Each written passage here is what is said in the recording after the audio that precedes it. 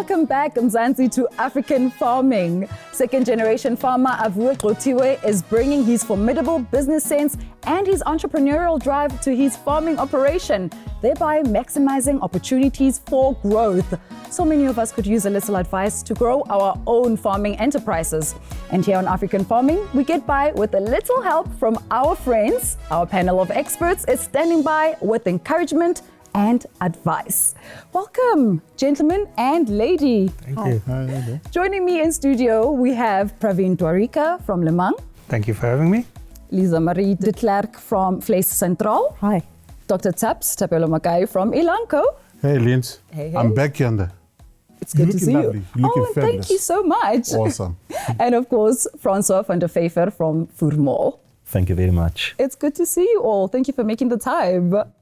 To Aviwe and his family, a good education is regarded as critically important, but it never stops, does it?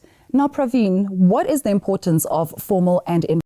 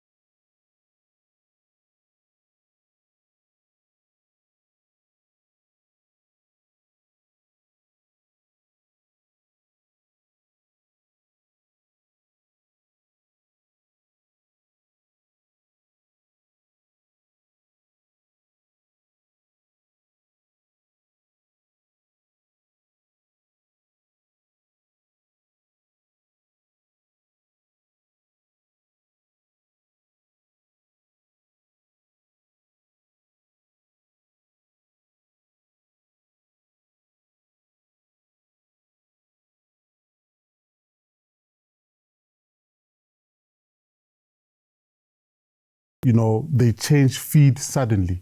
You get animals from the field in extensive setup, and then you breed them in intensive, and you suddenly change feed. That is actually deadly for your animals, for sheep. But there are other things. We speak a lot about deworming program, looking at hookworms and different type of worms that farmers need to deworm against.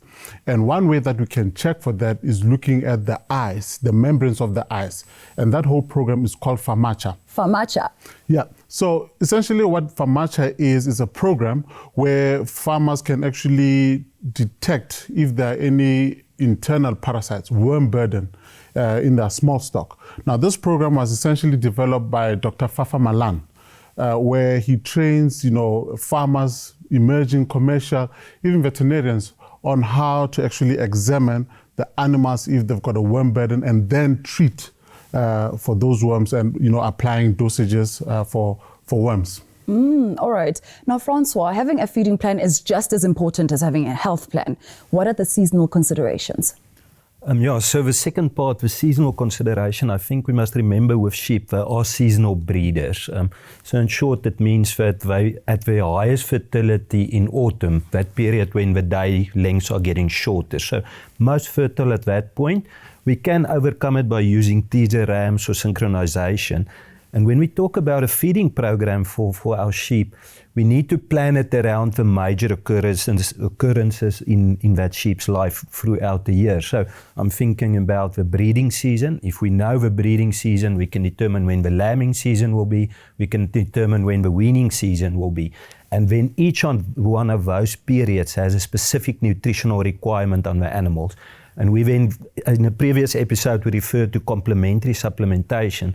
So we then look at the complementary supplementation to meet those nutrient requirements, and we work our supplementation according to what the veld can provide us already. Lizemari, access to market for farmers is quite important, but it can be very difficult as well.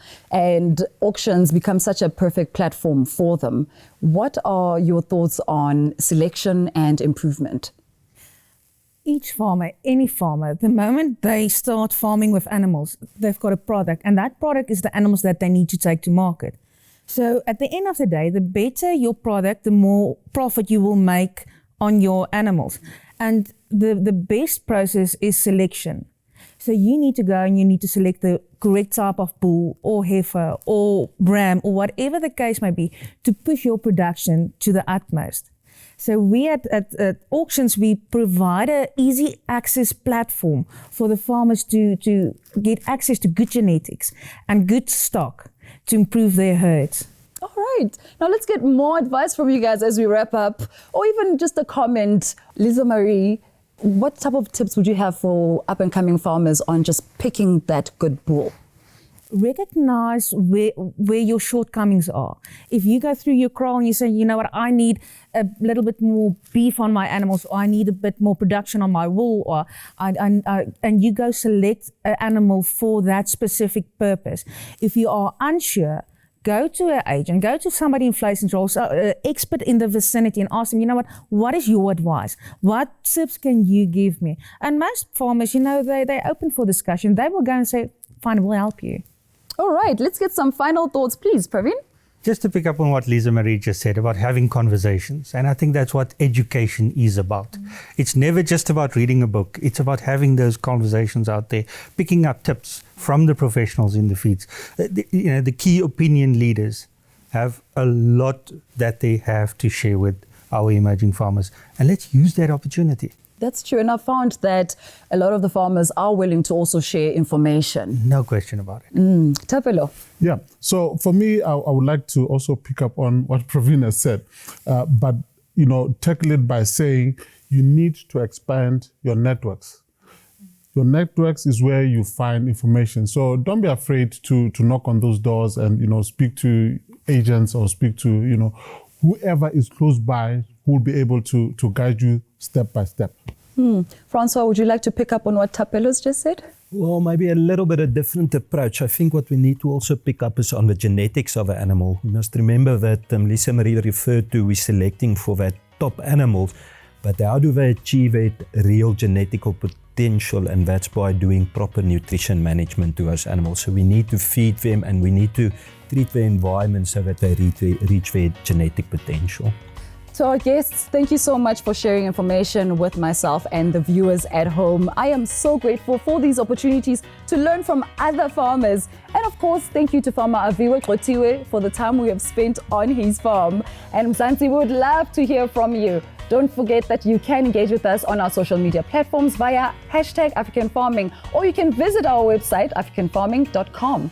I'll see you again next time. And do remember, we farm better together.